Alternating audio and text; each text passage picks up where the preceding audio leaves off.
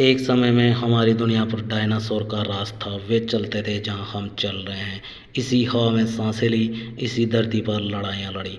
इन दैत्याकार बड़े विचित्र डायनासोर ने करीब 14 करोड़ सालों तक इस धरती पर राज किया। इन डायनासोर की कई प्रजातियाँ थीं। इनमें से कुछ शाकाहारी थे, कुछ मांसाहारी थे तो कुछ डायनासोर बहुत ही शांत स्वभाव के थे। वहीं कुछ डायनासोर बहुत ही हिंसक और खतरनाक थे। ये उस समय के सबसे सफल जीव थे। लेकिन फिर अचानक ऐसा क्या हुआ? आखिर वो कौन सी घटना थी जिसने इनका नामो निशान मिटा दिया? इससे जानने के लिए हमें करोड़ों साल पीछे जाना होगा और डायनासोर के उस अंतिम दिन को करीब से देखना होगा। आइए पीछे चलते हैं, आज से 65 मिलियन साल यानी 6 करोड़ 50 लाख साल पीछे। सूरज की रोशनी बिखरी हुई थी, लंबे लंबे पेड़ों से टकराती ठंडी हवाएं और चारों तरफ डायनासोर के चिल्लाने और चीखने की आवाज़ें। जब ये भारी डायनासोर की प्रजाति बड़े ही आराम से अपना जीवन बिता रही थी, तब 10 करोड़ साल पहले ही इनकी किस्मत लिखी जा चुकी थी। 10 करोड़ साल पहले एक छोटा एस्टेरॉयड का टुकड़ा जो सुदूर अंतरिक्ष से आ रहा था, वहीं पृथ्वी से लगभग 20 करोड़ मील दूर मंगल और बृहस्पति के बीच में बने सुदूर ग्रह बेल्ट में घूम रहे एक बड़े एस्टेरॉयड से जा टकरा। इस टकराव से उस बड़े एस्टेरॉयड की दिशा बदल जाती है और वह सुदूर ग्रह बेल्ट से निकलकर सीधे पृथ्वी की ओर 22,000 मील प्रति घंटा की रफ्तार से बढ़ने लगता है। जब ये एस्टेरॉयड 84,000 किलोमीटर की दूरी पर था, तब धरती से शायद डायनासोर का अंत ना होता यदि ये एस्टेरॉयड पृथ्वी के उपग्रह चांद से टकराता। लेकिन नियति को कुछ और ही मंजूर था, इसलिए बड़ा एस्टेरॉयड चांद के बहुत नज़दीक से गुजर गया। 40 किलोमीटर व्यास वाली टोटेलियन मेट्रिक टन का ये एस्टेरॉयड प्रत्येक सेकंड के साथ साथ धरती के करीब बढ़ता जा रहा था। यह एस्टेरॉयड जब धरती के वातावरण के संपर्क में आया तो इसकी रफ्तार एकाएक 17,000 किलोमीटर प्रति घंटा हो गई।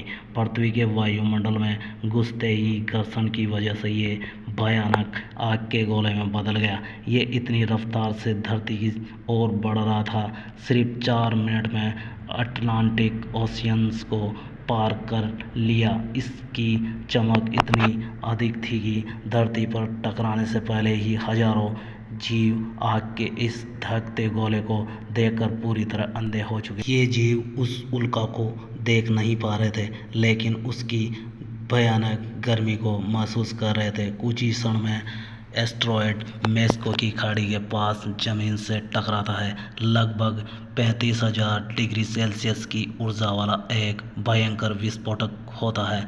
इसी टकराव का विस्फोट लगभग 10 हाइड्रोजन बम के बराबर था। ये विस्फोट इतना शक्तिशाली था कि इसके टकराते ही धरती की लाखों टन धातु अंतरिक्ष में चली गई।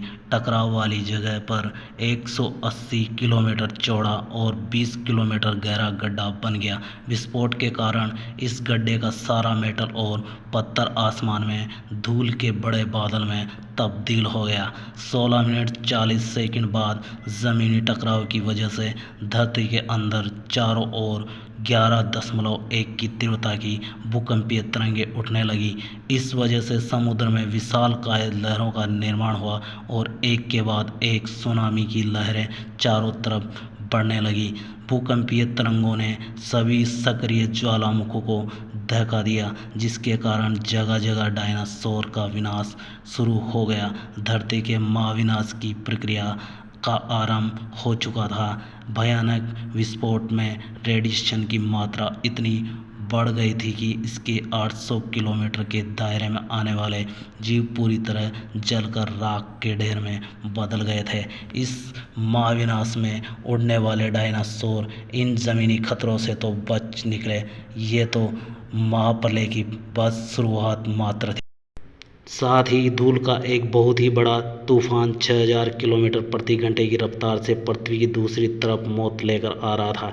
ये धूल के बादल कई किलोमीटर मोटे थे, जिसकी वजह से धरती पर सूरज की रोशनी का पहुंच पाना असंभव हो गया था।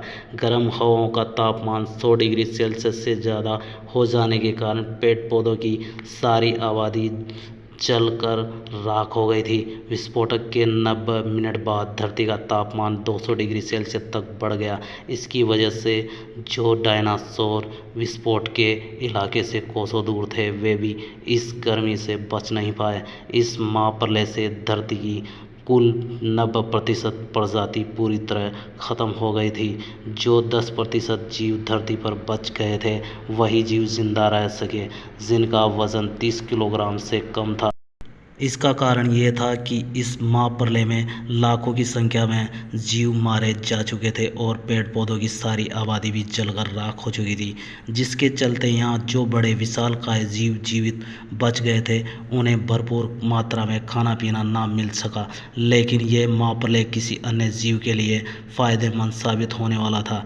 धरती पर डायनासोर का अंत एक छोटी प्रजाति के लिए एक सुनहरा अवसर लेकर आया था। वीडियो अच्छा लगा हो तो हमारे चैनल को सब्सक्राइब जरूर करिएगा और बेल आइकन को प्रेस करिए, जिससे आने वाली वीडियो का नोटिफिकेशन आपको मिल जाएगा। दोस्तों, जय हिंद, जय भारत।